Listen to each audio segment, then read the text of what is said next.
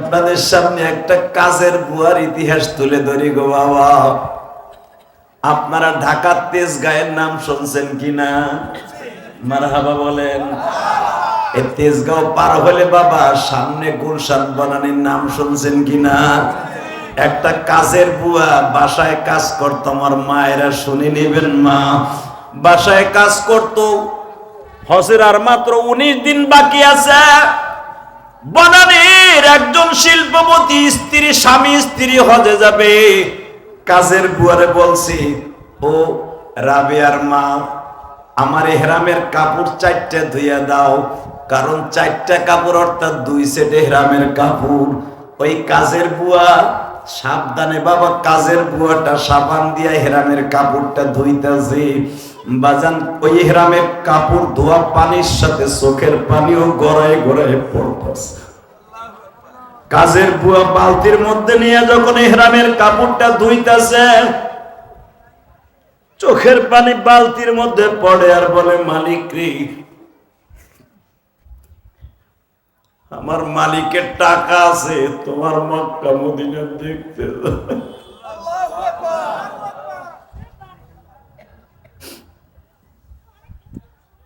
আমার তো জীবনে কোনদিন টাকা হবে না। 5-6 লাখ টাকা জীবনে জমাইতেও পারবো না, মক্কা মদিনায় যাইতেও পারবো না। 6,500 কিলোমিটার রাস্তা বিমানে উঠিয়া নবীর রওজাটা দেখতে পারবো না। কিন্তু ইহরামের কাপড়টার একটু চোখের পানি দিয়া ধুয়ে দিয়ে দিলাম। আল্লাহ, আমার এই পানিটা তো অন্তত রাসূলের রওজায় যাবে, এই ইহরামের কাপড়টা তো মক্কায় যাবে।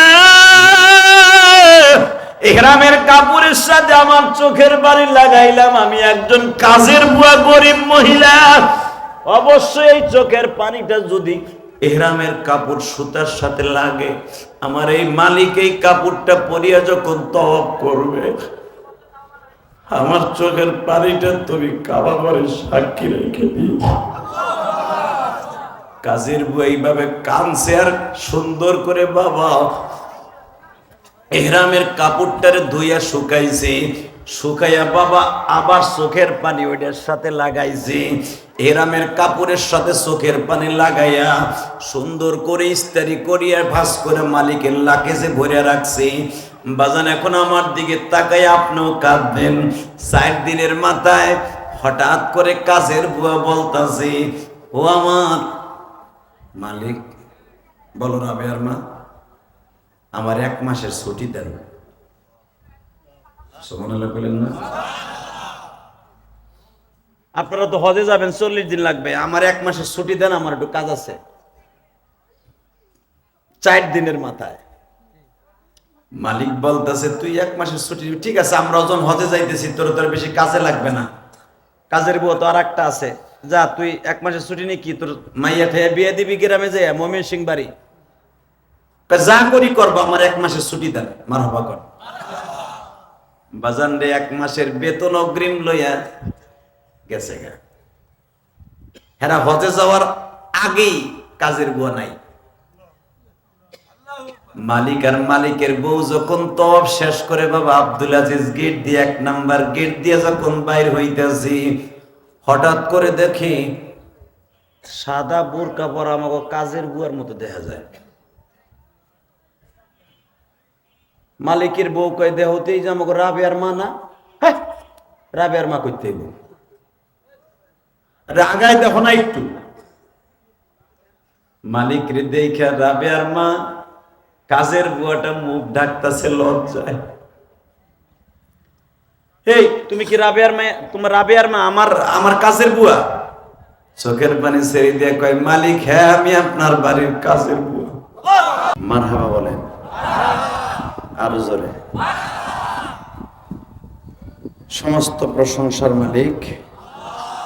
এখানে আসার তৌফিক কে দিয়েছেন? যাইবার তৌফিক কে দিবেন? সব কাজের শুরুতে কার নাম নিবেন? খানা খাওয়ার সময়, পানি খাওয়ার সময়, সুদ খাওয়ার সময়,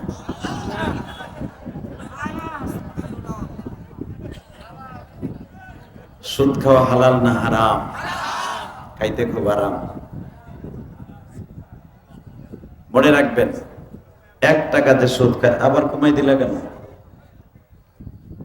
1 টাকা যে সুদ খায় তার নিজের মায়ের সাথে জেনা করার গুনাহ।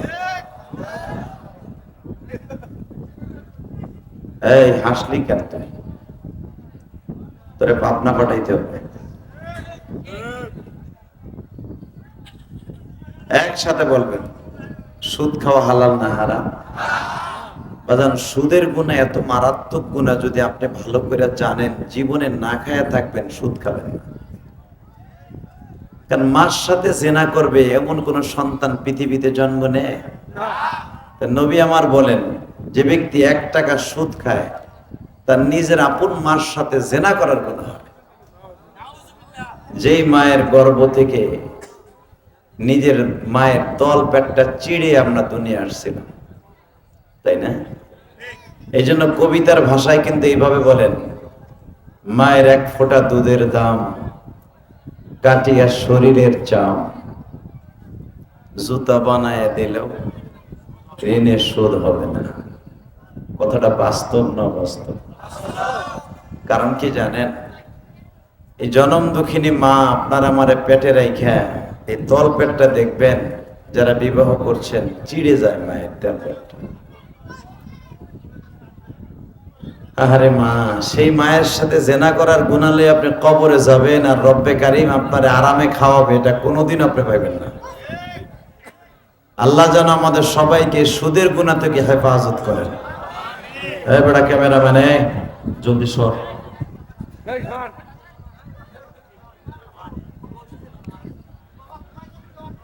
তাহলে একসাথে বলতে হবে, বলেন, সুদ খাবো না, ঘুষ খাবো না, হালাল খাবো, অল্প খাবো, হালাল খাবো, অল্প খাবো, ইনশা ইনশা ইনশা।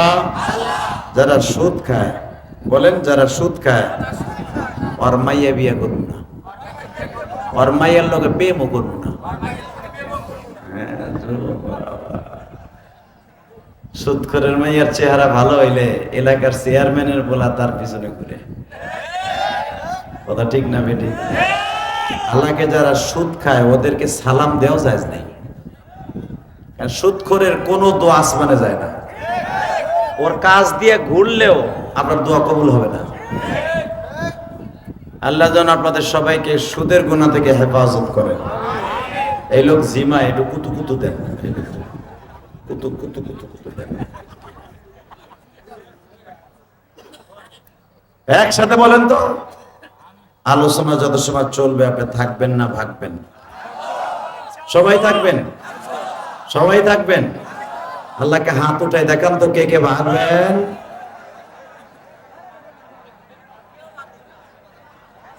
ভাগবেন। আমি বলছি কে কে ভাগবেন, হাত উঠে বয়ে গেছে। আচ্ছা, যাই হোক, ভুলে হয়ে গেছে। আজকের মাহফিলের সম্মানিত সভাপতি, প্রধান অতিথি তো আমি। আমার আগে যিনি ওয়াজ করেছেন আমার অত্যন্ত মহব্বতের মানুষ, সুন্দর আলোচনা করেছেন কোরআন হাদিসকে সামনে নিয়ে। শরীয়ত কণ্ঠ এবং আপনাদের এলাকার গর্ব, আপনাদের এলাকার কৃতি সন্তান। আমি তো গোপালগঞ্জের সন্তান, উনি হলেন এই রংপুর, বৃহত্তর রংপুরের সন্তান এবং পাগলাপীর মসজিদের সম্মানিত ইমাম ও খতিব এবং বিশিষ্ট কণ্ঠশিল্পী মুফতি আব্দুল্লাহ হুসাইনি, এবং তার আগে ওয়াজ করেছেন মকসুদুল ইসলাম তৌহিদি। আজকের মাহফিলে যিনি প্রধান অতিথি জনাব সিরাজুল ইসলাম প্রামাণিক, আপনাদের অত্যন্ত প্রিয় মানুষ যিনি, এবং এখানে আরো সভাপতিত্ব যিনি করেছেন আব্দুল মালিক শাহ। উনি আছেন না চলে গেছেন? অসুস্থ না? আল্লাহ সভাপতি সাহেবকে আপনি সুস্থ করে দেন। সহসভাপতি মোত্তালেবুল হক কে? আপনি? উনিও নেই? মাশাআল্লাহ, তা আপনার ভালোই কামাইছেন। এরপরে আপনাদের অনেক অতিথিবৃন্দ, আপনাদের চেয়ারম্যান, রংপুর উপজেলার চেয়ারম্যান ইকবাল হোসেন, আমিনুল ইসলাম, এবং আপনাদের অনেক মাসুদ নবী, এরপরে আপনাদের অ্যাডভোকেট ফিরোজ কবির চৌধুরী, সাব্বির আহমেদ সহ মাহফুজুর রহমান, এবং আরো অতিথিবৃন্দের নাম আসছে প্রায় 40 জনের মতো। এত নাম নিতে গেলে আমার চোখে আসবে না, এত ছোট ছোট করে লেখছে। সকলকে আমি আমার অন্তরস্থল থেকে ধন্যবাদ জানাই যে রব্বে কারীম আপনাদের সামনে অসুস্থ শরীর নিয়ে উপস্থিত হওয়ার তৌফিক দান করেছেন। আজকের দিনটা বড় আল্লাহর কাছে ইতিহাস হয়ে থাকবে। কেন জানেন? আজকে সারা দিনই বেড়ায় বৃষ্টি নামছে। হ্যাঁ, সকালের থেকে নিয়ে বৃষ্টি নামছে ঢাকায়, আবার দুপুরও বৃষ্টি নামছে ঢাকায়। জানি না আপনাদের এখানে নামছে কিনা। বিমান ডেলে হয়েছে, আমার বিমান ডেলে হয়েছে বৃষ্টির কারণে, ওয়েদারের কারণে। তাহলে বুঝে নেন কি পরিমাণ বৃষ্টি হয়েছে ঢাকায়। আমি মনে মনে ভাবছিলাম মাহফিল কমিটি বলবে হুজুর মাহফিল হবে না, বৃষ্টিতে পুরা মাঠ তলিয়ে গেছে। কিন্তু একবারও না করলো না, আমাকে এনেই ছাড়লো। কিন্তু আমার সাথে কথা ছিল, এরা আমাকে 9টা 9:30 ভিতরে মাইক দেওয়ার কথা, ধাক্কাইতে ধাক্কাইতে 10টার পরে 10:30টার পরে নিয়ে আসলো। মনে দুঃখ নাই, আপনাদের উপস্থিতি দেখেই গরমের মধ্যে আমার খুব ভাল লাগতেছে। অসুস্থ শরীর নিয়ে জোরে কোন মারহাবা। আপনারা হয়তো ফেসবুকে দেখেছেন আমি দীর্ঘদিন অসুস্থ ছিলাম, হসপিটালেও ছিলাম, দেখছো না তোমরা? অসুস্থ হওয়ার পরে আল্লাহ পাক এখন একটু আরোগ্য লাভ করিয়েছেন, একটু সুস্থ এখন। আমি পিজি হসপিটালে ছিলাম অনেক দিন। আল্লাহ শুকর, সারা দুনিয়া জানে যে ইলিয়াস রহমান জিহাদি অসুস্থ ছিলেন। অসুস্থ থেকে সুস্থ হওয়ার পরে আমার প্রথম মাহফিল আপনাকে মাহফিল। আমি অন্তত 15টা মাহফিল মিস করেছি। মানে তারাই দেখছে যে জিহাদি সাহেব অসুস্থ, তাকে আর আনা যাবে না। কিন্তু আমি এদেরকে বলিও নাই যে আমি অসুস্থ। এই মাহফিল কমিটিকে আপনাকে বিশেষ করে দক্ষিণ খয়রা না খলেয়া, তারপরে মাজাপাড়া, এই মসজিদ কমিটিকে বুঝতেও দেই নেই, আমি বলিও নাই যে আপনাদের মাহফিলে আসবো না। কিন্তু আরো যে মাহফিলগুলো ঢাকার মধ্যে ছিল, গাজীপুর ছিল, মুন্সিগঞ্জ ছিল, আমাদের গোপালগঞ্জ ছিল, সব প্রোগ্রামগুলো আমি ক্যান্সেল করে দিয়েছি, আগেই বলে দিয়েছি। আপনাদের এই প্রোগ্রামটা আমি না করি নাই, দেখি না আল্লাহ পাক আমাকে এই পর্যন্ত সুস্থ করে কিনা। আল্লাহর শুকর, আপনাদের সামনে আমি হাজির হয়েছি। আপনারা খুশি হন নাই? বলেন তো আলহামদুলিল্লাহ, বলেন আল্লাহু আকবার। তাহলে দেখা গেছে সকালেও বৃষ্টি, দুপুরেও বৃষ্টি, বক্তাও অসুস্থ, সব কিছু আপনাদের অনুকূলে ছিল না, প্রতিকূলে ছিল। তো ইনশাআল্লাহ তাআলা আল্লাহ সব কিছু কবুল করে নিয়েছেন। আল্লাহ আমাকেও আসার সুযোগ দান করেছেন, ওয়েদারকেও আল্লাহ ভালো করে দিয়েছেন। আজকে 22শে মে একটা ঐতিহাসিক দিন, বিশেষ করে এই গ্রামের জন্য, তাই না? আল্লাহ যেন আপনাদের এই মসজিদকে কবুল করে নেয়। যে যুব সমাজ অক্লান্ত পরিশ্রম করে, এক জাত তরুণ আমি দেখলাম এখানে, বিরুদ্ধদের সংখ্যা কম, এই যে চাচার বয়সের লোক কম দেখলাম আমি। জান পরাণ দিয়ে মাহফিলকে বাস্তব করেছে অধিকাংশ যুবক আমি দেখলাম, ঠিক না বেঠিক? এই যুবকদের জন্য দোয়া করার দরকার আছে না নাই? হ্যাঁ, যুবকদের জন্য আমার নবী দোয়া করেছেন। আর যুবকরাই পারবে এই সমাজটাকে পরিবর্তন করতে। কারণ দেখবেন এই বুড়া লোকটা কিন্তু গাঞ্জা খায় না, কতক্ষণ আগে এই চাচা গাঞ্জা খায়, হিরোইন খায়, মদ খায়, বিড়ি তো ঠিকই খায় না, চাচা ওটাও খায় না। চেহারা দেখলে ঠিক পাওয়া যায়, নামাজি মানুষ এবং ভালো মানুষ, আলহামদুলিল্লাহ বলেন। আমি যখন এয়ারপোর্টে নামছি, আমাকে রিসিভ করতে গেছে এরকম বৃদ্ধ মানুষ, এয়ারপোর্ট থেকে কি খুশি, মনে হইতেছে তার কাছে ঈদের দিনের মতো খুশি আমার এই বাবা। তাহলে এই বয়সের লোকে যারা এই গ্রামে আছে, এই খলিয়া গ্রামে মাঝে পাড়া, একটা মানুষও গাঞ্জাও খায় না, মদও খায় না, হিরোইনও খায় না। যারা খায় যুবকরা খায়। এই যুবকরাই যদি ওয়াজ দেয়, তাহলে বোঝা গেল এই যুবকরাই পারবে সমাজটাকে পরিবর্তন করতে। আল্লাহ এই খলিয়া এলাকার সমস্ত যুবকদেরকে, রংপুরের পাগলাপীরের খলিয়ার সমস্ত যুবকদেরকে হেদায়েত নসিব করে দেন, ওমর ইবনে খাত্তাবের মতো বানিয়ে দেন। আল্লাহ এরা যদি সমাজটাকে পরিবর্তন করতে পারে, ইসলামী স্টেটও কায়েম করতে পারবে। কথা ঠিক না বেঠিক? আরো জোরে বলেন। ওমর যেদিন ইসলাম কবুল করলেন, পুরা মক্কার ভিতরে ইসলাম এমন ভাবে প্রসিদ্ধ লাভ করলো যে আবু জেহেলের মতো লোক ওমরের সামনে দাঁড়াইতে সাহস পায় নাই। আপনারা জানেন ওমর যেদিন ইসলাম কবুল করলো, ওমরের দুই পাশে দুইটা রিভলভার থাকতো। কারণ রিভলভার কারে কয়? এই জামানার ঠুস ঠাস আর ওই জামানার ঢুস ঢাস। মারহাবা বলেন। রিভলভার অর্থাৎ দুইটা তরবারি ওমরের দুই মাজার নিচে থাকতো। বড়লোকের ছেলেরা ঢাকা বনানী, গুলশান বনানী দেখবেন এমপি মন্ত্রীদের ছেলের কোমরের মধ্যে দুইটা করে রিভলভার থাকে। আর ওমরের কোমরের মধ্যে, কারণ ওমরের বাবা ছিলেন শিল্পপতি মক্কা নগরীর। মারহাবা বললেন না? ওমরের বাবা খাত্তাব এত টাকার মালিক ছিল, সে নিজেও জানতো না যে আমি কত টাকার মালিক। এই ওমর বাবার টাকাকে দুই হাতে উড়াইতো। শুধু ওমরে কত টাকা ছিল আমি আপনাদের একটু ধারণা দিই। ওমরের বোন ফাতেমার যেদিন বিয়ে হয়, 1 মাস পর্যন্ত মক্কার সব মানুষকে খালি মাগনা খাওয়াইছে।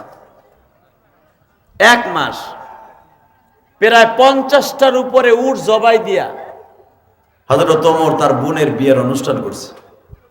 সুবহানাল্লাহ বলেন না? এক একটা উটে, বর্তমান যে উট, এই উট মেরা মার্কা উট না, 30 মণ 35 মণ গোশ হইতো। এরকম 40 মণ 35 মণ উটওয়ালা, গোশতওয়ালা এরকম 50টা উট ওমর খাওয়াইয়া জনগণে একটা মাত্র বোন দিয়ে দিছে। মারহাবা বললেন না? তাহলে বুঝালেন ওমর কত টাকার মালিক। বাজানরে, ওমর যেদিন কালেমা পড়ে মুসলমান হয়ে গেলেন, আবু জেহেল কোনদিনও কল্পনা করতে পারে নাই গো আমাদের দ্বিতীয় নেতা ওমর কোনদিন কালেমা পড়ে আমার নেতৃত্ব চলে যাবে। ওমর যেদিন কালেমা পড়লেন, তরবারি দুটা কোমরের মধ্যে বাঁধলেন। হযরত ওমর কাবা ঘরের সামনে দাঁড়ায়া ডাক দিলেন, হে মক্কার বেঈমানেরা, আমি খাত্তাবের পোলা এতদিন জানোয়ার ছিলাম, আজ থেকে আনোয়ার হয়ে গেছি। আল্লাহু আকবার জোরে বলতে পারেন না? আমি এতদিন জানোয়ার ছিলাম, আজকে আনোয়ার হয়ে গেছি।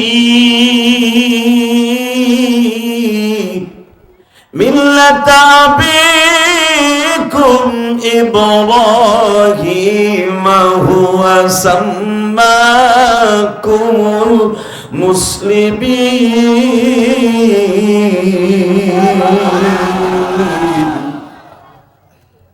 আমি আজ থেকে মিল্লাতে ইব্রাহিম হয়ে গেলাম। আমার বাবা ইব্রাহিম আমাদের নাম রাখছে হুয়া সাম্মাকুমুল মুসলিমিন। আমি ওমর এতদিন জানোয়ার ছিলাম, আজ থেকে আনোয়ার হলাম। যদি কোনো মায়ের পুত থেকে থাকো, ওমরের সামনে দাঁড়িয়ে মুহাম্মদ সাল্লাল্লাহু আলাইহি ওয়াসাল্লামের বিরুদ্ধে কথা বলো। এই মুসলমানের পোলা, আজকে 750 কোটি মানুষের মধ্যে 250 থেকে 350 কোটি মুসলমান। মারহাবা বললেন না? তখন মাত্র মুসলমানের সংখ্যা ছিল 42 জন। কতজন? জোরে কোন? কতজন? আর এখন কত? 250 থেকে 350 কোটি মুসলমান। মুসলমান এখন মাইর খায়, কুত্তা নেউড়া কুত্তার মতো মাইর খায়। কেন জানেন? একমাত্র মিল্লাত আবিকুম ইব্রাহিম, ইব্রাহিম আলাইহিস সালামের মিল্লাত থেকে সরে যাওয়ার কারণে। কথা বলেন না কেন? আজকে ফিলিস্তিনের মুসলমান এমন মাইর খায়। হালাকায় ফিলিস্তিনের জমিনে ঘুমিয়েছে আমার জাতির পিতা ইব্রাহিম, যিনি আমাদেরকে নাম রেখেছে মিল্লাত আবিকুম ইব্রাহিম। আজকে সেই ইব্রাহিম যেই দেশে ঘুমানো, বাইতুল মুকাদ্দাস থেকে মাত্র 10 কিলোমিটার দূরে ইব্রাহিম আলাইহিস সালাম ঘুমানো। আজকে সেই জায়গায় ঘুমায় থাকার পরও আজকে ফিলিস্তিনের মুসলমান মার খায়। আজকে ইরানের প্রেসিডেন্টকে ষড়যন্ত্র করে হেলিকপ্টারের মধ্যে মেরে ফেলা হইল। শুধু একটা কথার উত্তর দেবেন, মুসলমান যদি ওমরের মতো একটা মুসলমান পৃথিবীতে কেউ থেকে থাকে,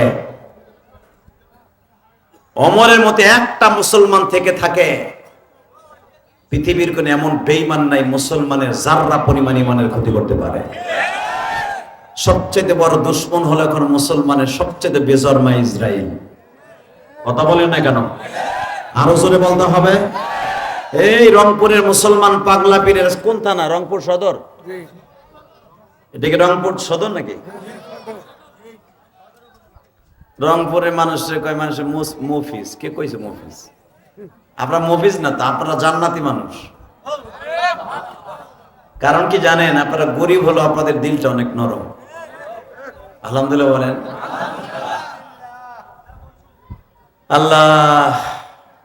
আমার বিল্ডিং এ রংপুরে কিছু ছেলেরা কাজ করত, আমার খুব ভালো লেগেছে। এদের মন এত ভালো, আরে বাইরে ভলান্টিয়াররা যদি কথা বলে এদের কি জন্য কোন রাস্তায় রাখছে আমি তো বুঝলাম না। এই আওয়াজ বন্ধ করবেন না, আমি চলে যাব। এই হুজুর সালাম, আমি তো চালাবই, কিন্তু অগ চলতে না করেন। আলহামদুলিল্লাহ বলেন। মেরে ভাই দোস্ত বুজুর্গ একটা আওয়াজ দিয়ে বলেন তো, আমরা তো সেই মুসলমান যেই মুসলমান পৃথিবীর কারো কাছে মাথা নত করে না। ঠিক না বেঠিক? নমরুদ আমার জাতির পিতা ইব্রাহিমকে প্রস্তাব দিয়েছিল, ইব্রাহিম তোরে আমি ধর্মমন্ত্রীর দায়িত্ব দিব, তুই শুধু আমি যা বলবো তাই করবি। ইব্রাহিম আলাইহিস সালাম বলছিলেন জীবন যাবে ঈমান যাবে না। ঠিক না বেঠিক? শুধু তাই না, ইব্রাহিম আলাইহিস সালামের জন্ম কিন্তু পাহাড়ের গুহায়। মাইকটা ক্লিয়ার করো, আওয়াজটা আরেকটু বাড়াও। রিভার কমায় দাও, তুমি বুঝতে পারছো তোমার রিভারে কাজ হবে না, এটা তোমার ভোল্টেজ দিয়ে পারতেছে না তোমার সেটে। টন ব্যাস বাড়াও, টন ব্যাস বাড়াও, মাস্টার বাড়াও। আমি এমনি অসুস্থ মানুষ, আমার ভাইদের কথা বলার সুযোগ করে দাও। শুধু একসাথে বলবেন আজকে 22শে মে, তাই না? 22শে মে একটা আওয়াজ দিয়ে বলেন তো, যতদিন বাঁচবো পৃথিবীর কোন বেঈমানের সামনে মাথা নত করবো না। রাজি আছেন না নাই? কে কে রাজি আছেন? দেখে লাগে হাত দুটো উঠে দেখা, রাজি আছেন?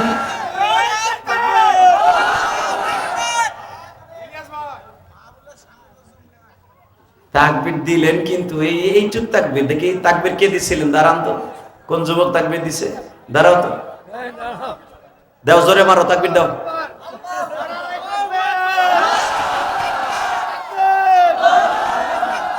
ইনশাআল্লাহ,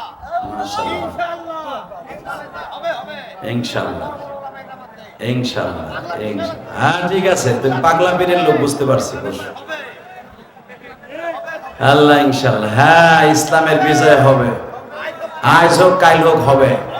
ইনশাআল্লাহ বলেন, ইনশাআল্লাহ বলেন। আচ্ছা, মুসলমান ইব্রাহিম আলাইহিস সালাম পৃথিবীতে শুধু একজনই মুসলমান ছিলেন কিনা তখন? কয়জন? একজন মুসলমানের থেকে যদি এখন 350 কোটি মুসলমান হতে পারে, সারা পৃথিবী শাসন করবে একদিন মুসলমান। কি বিশ্বাস হয় না? বিশ্বাস হয়?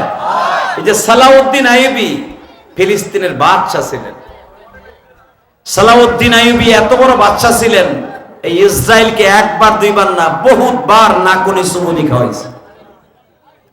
ইসরায়েল হলো পৃথিবীতে সবচেয়ে বড় যাযাবর, ডিক্টাচার, স্বৈরাচার, জালিম।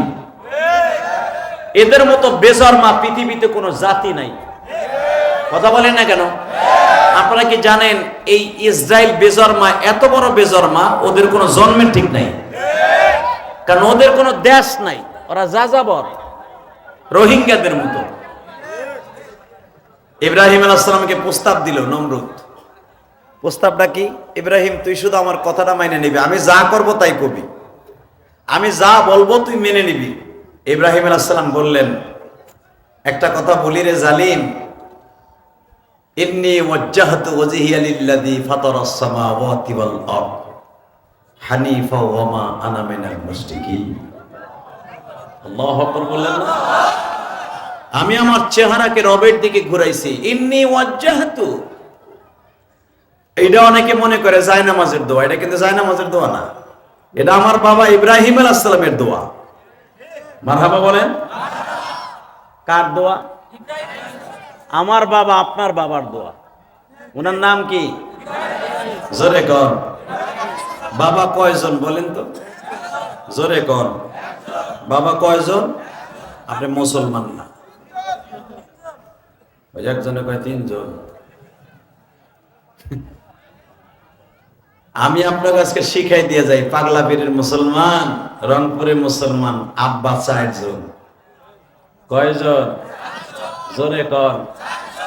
ওই একজন চুপ করে বই রয়েছে কুদ্দুস মিয়ার মতো, সারাদিন বাগুন বেচে লস খাইছে বেড়ায়। এটা মনে মনে ভাবছিল বৃষ্টি হয়েছে, ওয়াজটা না হোক না হোক, এর লেগে মনটা খারাপ করে বই রয়েছে। দেখবো যারা ওয়াজের পক্ষে, আমার বাবা ইব্রাহিমের পক্ষে, তারা এখন আওয়াজ দিবে। রেডি? বাবা কয়জন? জোরে কন, আরো জোরে।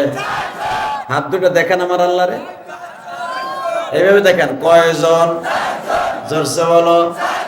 বাবা কয়জন? জোরসে বলো। আরো জোরে। না না, আপনি দিয়ে দেখেন 7 জন। হেদায়েতে যেইভাবে যায়, মাশাআল্লাহ। হাত দুইটা উঠবে ঠিকই, এইটা এমনি থাকবে আর এইটা এমনি থাকবে। বাবা কয়জন? দেখেন আমি আপনাদের পরিচয় দিয়ে দেই, সারা জীবন মৃত্যুর আগ পর্যন্ত মনে রাখবেন, মরার পরেও মনে রাখবেন বাবা 4 জন। এই যে এখন যে আমাদের দেশে আগের বক্তা বলে গেল, পীর বাবা আছে একজন, কিবলা কাবা।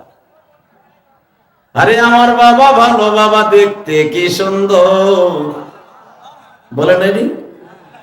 আরে আমার বাবা পীর বাবা দেখতে কি সুন্দর, বাবারে দেখলে আমার গায়ে আসে জ্বর। বাবারে তো যেই বাপের দেখলে জ্বর আসে, ওই হারামির কাছে, হালার কাছে যাস কে?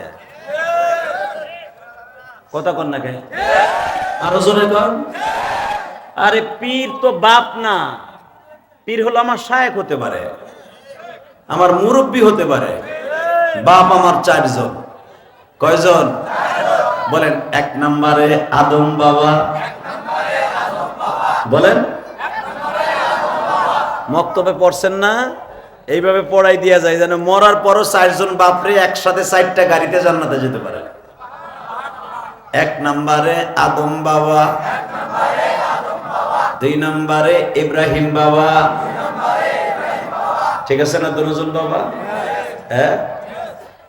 3 নম্বরে আমার নবী মুহাম্মদ রাসূলুল্লাহ বাবা। আমার নবী কি বাবা না? সমস্ত উম্মতে মুহাম্মাদির বাবা হলেন আমার নবী। আল্লাহু আকবার জোরে বলতে পারেন না? কয়জন হইল আপাতত? 4 নম্বরে যেই বেড়া আপনার প্রোটেকশন দিয়ে জন্ম দিছে, ওই বেড়ারে কি কবে না? কবেন না? তাহলে বাপ কয়জন হইল? 3 জন কইলেন কে? 1 জন কইলেন কে? আল্লাহ। তাহলে আজ থেকে জানলেন আব্বা কয়জন? এ চাচা কত কম দাড়ি মরে পাইকে গেছে, ঘোরাতে এখনো কইতে পারো না বাপ কয়জন? বাপ কয়জন? এই যে 4 জন বাপের নাম নিলাম, একজনও ফেলাইতে পারবেন? পানির উসিলে একবার মক্কা মদিনায় নিয়ে যাও। জোরে কোন আমিন। যেমন নিয়ত আছে না বাবা? মারহাবা বলেন। আমার আব্বা জান, আপনার আব্বা জান এই কাবা ঘরটা বানাইছে।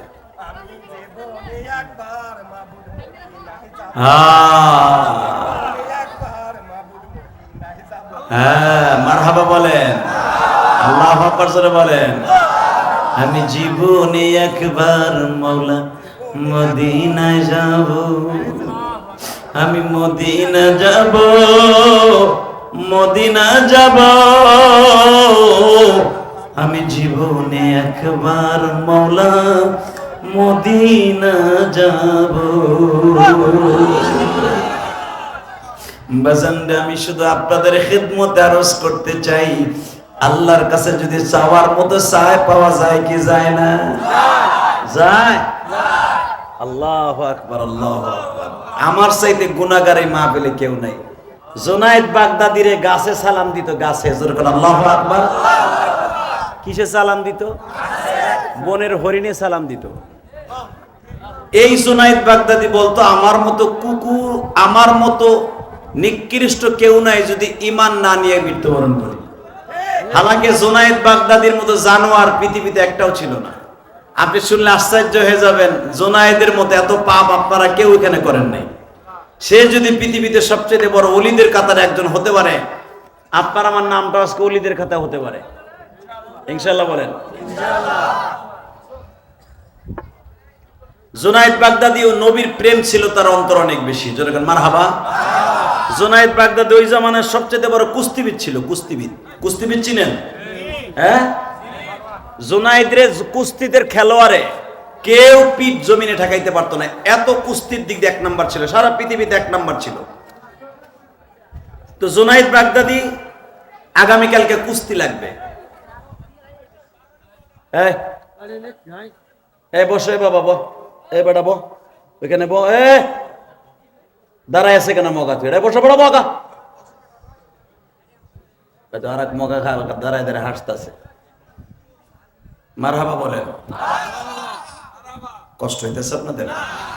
আর মাত্র 10 থেকে 15 মিনিট কথা বলবো। শোনেন শোনেন, আমার কথা শেষ করতে দেন। ঠিক আছে, আমি 1 ঘন্টাই করব ইনশাল্লাহ বলেন। শর্তে একটা, সেই শর্তটা হলো যে উঠতে যাবে ওরে লুঙ্গি টেনে ধরবেন। আমি এত কষ্ট করে আসছি অসুস্থ শরীর লইয়া, আপনি চলে যাবেন, এটা হইতে পারে? আমি চাই আপনি একবার মদিনায় যান, বলেন আমি জীবনে একবার মদিনায় যাব, বলেন আমি জীবনে একবার। ইনশাল্লাহ নিয়ত আছে তো? ইনশাল্লাহ। তাহলে আমি বলে গেলাম এই কোরআন ধরে আপনি যেতে পারবেন ইনশাআল্লাহ। এই যুবক, তুই যেতে পারবি, তুই তাড়াতাড়ি যেতে পারবি।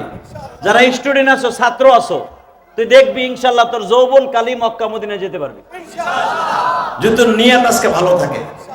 আর মুসাফিরের দোয়া যদি কবুল হয়, বিশেষ করে তালিবুল ইলম যারা আছো, তোমরা চোখের পানি ফেলে ফেলে কানবা, খুব তাড়াতাড়ি মক্কা মদিনায় যেতে পারবা। মারহাবা বলতে পারলেন না? আমি আপনাকে দেখাই দেই, এই যে আমার সাথে এই যে রমজানে একটা তালবে ইলম ছিল, আমি বললাম তুই উমরা এলি কেমনে আমার সাথে? তুই উমরায় কেমনে আসলি? একই বিমানে যাইতেছি, আর বাড়ি এলো নারায়ণগঞ্জ, ওর বাবা একটা অটো রিক্সা চালায়, ছেলেটা কলেজে পড়ে, কলেজের থেকে কে জানো আল্লাহ জানে তার হেদায়েত দেশে জানি না, কলেজে পড়া অবস্থায় মাদ্রাসায় ভর্তি হয়েছে। ওই যে নৈশ মাদ্রাসা আছে না, রাত্রে ক্লাস হয়, ওই মাদ্রাসাও পড়ে কলেজেও পড়ে। তা আমরা একসাথে উমরা করছি এই বছর, আলহামদুলিল্লাহ বলেন। যুবকটার বয়স 22 কি 23 হবে। তা আমি জিজ্ঞেস করলাম, তুই এই কম বয়সে আমার এইভাবে এক বিমানে আসলাম কেমনে? তখন এই ছেলেটা আমার হাত ধরে কান্দার বলে, জিয়াদি সাহেব হুজুর, আমি আপনাদের মতো বক্তার ওয়াজ শুনে ভাবতাম আমিও মদিনায় যাব। ওই যে আমার ওই ভাইজান যেরকম ভাবে বলে, আমি জীবনে একবার মদিনায় যাব।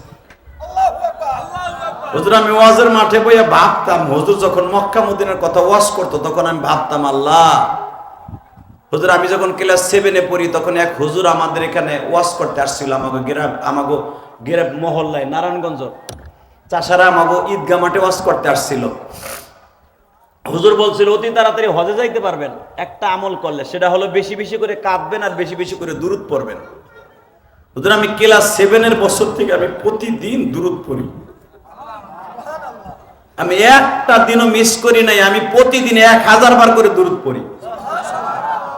আমি আশ্চর্য হয়ে গেলাম যে কলেজের পোলা মাদ্রাসায় ভর্তি হয়ে 1000 বার দুরূদ শরীফ পড়স, তুই করস কি? বলে হুজুর আমি টিউশনি করি আর বাপ অটো রিক্সা চালায়। এই কথা বললে আমার হাত ধরে কাঁদে দিছে। এই যে এবার রমজানে, এটা বাজে কোনো গল্প না, আমি আমার আমলের কথা, ওই ছেলেটার কথা বলতেছি। হুজুর আমি টিউশনি করতাম, টিউশনির পয়সা মাঝে আমি 5000-7000 টাকা টিউশনিতে পাইতাম, আমি আব্বা আম্মারেও দিতাম আর আমি কিছু কিছু জমাইতাম। জমায়ে হুজুর আমার 1 লাখ টাকা হয়েছে।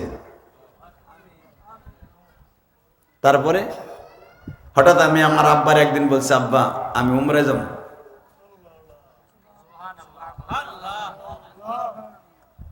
আমার আব্বাও সেরকম মদিনার পাগল। আমার আব্বা বলে তুমি যাইবা, টাকা পাইবা কই? আব্বা আমি গোপনে গোপনে কিছু টাকা জমাইছি।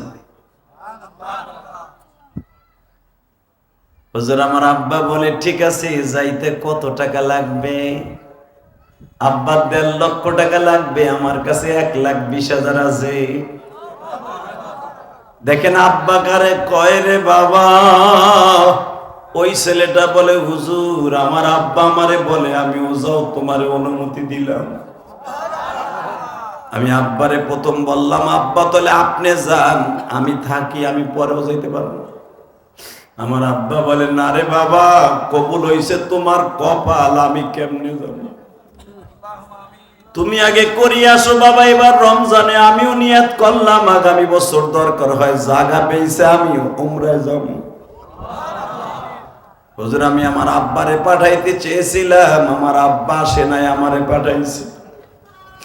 হুজুর আমাদের ঘরে ঠিক মতো খাওয়ানো নাই, কিন্তু মদিনাওয়ালা যেইভাবে কবুল করবে কল্পনা করি। বিশ্বাস করেন ছেলেটার কারগুজারি শুনে আমার অন্তরে এত ভালো লাগলো হুজুর। ছেলেটার আমি বললাম, যাও যাও, কারো হজ কবুল না হলো তোমারটা হবে। আমি আপনাদের সামনে একটা কাজের বুয়ার ইতিহাস তুলে ধরি গো বাবা।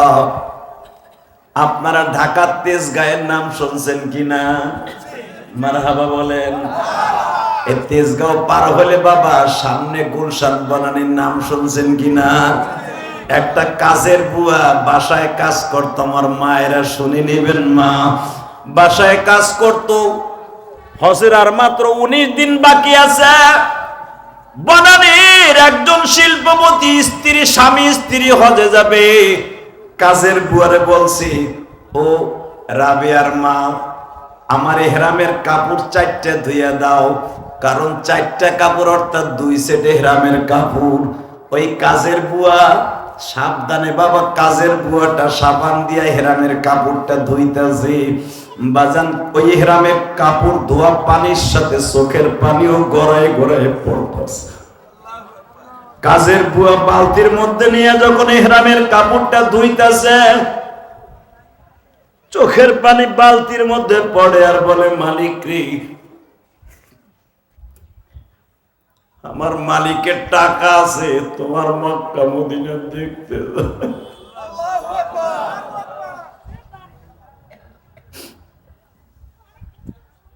আমার তো জীবনে কোনোদিন টাকা হবে না, 5-6 লাখ টাকা জীবনে জমাইতেও পারবো না, মক্কা মদিনায় যাইতেও পারবো না, 6500 কিলোমিটার রাস্তা বিমানে উঠিয়া নবীর রওজাটা দেখতে পারবো না। কিন্তু ইহরামের কাপড়টার একটু চোখের পানি দিয়ে ধুয়ে দিয়ে দিলাম। আল্লাহ, আমার এই পানিটা তো অন্তত রাসূলের রওজায় যাবে, এই ইহরামের কাপড়টা তো মক্কায় যাবে।